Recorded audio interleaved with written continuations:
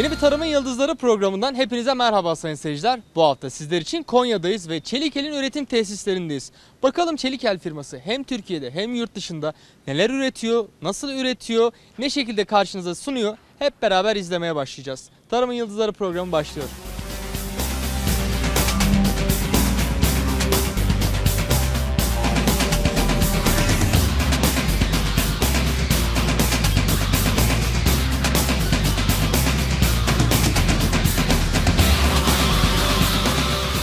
Evet sayın seyirciler, şu anda da yanımızda Çelikel'in Ar-Ge Müdürü Muhsin Türkmen var.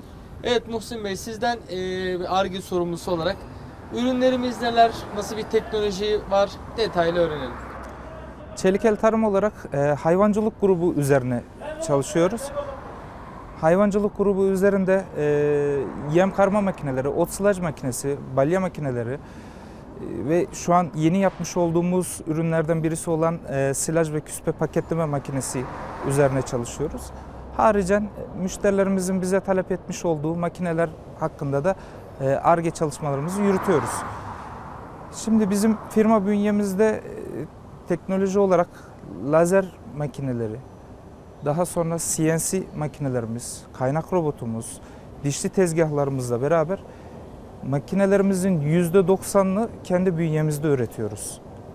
Onun haricinde müşterilerden almış olduğumuz talepler doğrultusunda makineler üzerinde ciddi derecede değişiklikler yapıyoruz ve performans artırıcı özellikle. Çünkü bu devirde biliyorsunuz önemli olan yakıt.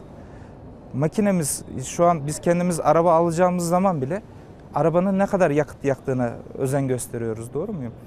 Bu açıdan da maliyet için yakıt gerçekten çok ciddi önemli olduğu için özellikle makinelerimizde performans üzerine şey yapıyoruz öncelikli olarak. Ve haricen diğer yurt dışı firmalarda da sürekli iş seyahatlerimizde gördüğümüz, izlenimlediğimiz teknolojileri de ön planda tutarak mesela yurt dışında birçok firma yaptıkları iş sadece montaj ağırlıklı çalışıyorlar. Bu da yan sanayinin gelişmiş olduğundan kaynaklanıyor. Şu an biz de yan sanayimizi kendi bünyemizde ürettiğimiz için çok hızlı bir şekilde bir ivme kazanıyoruz. Ve Ar-Ge sürecimiz de o doğrultuda hızlı bir şekilde ilerliyor.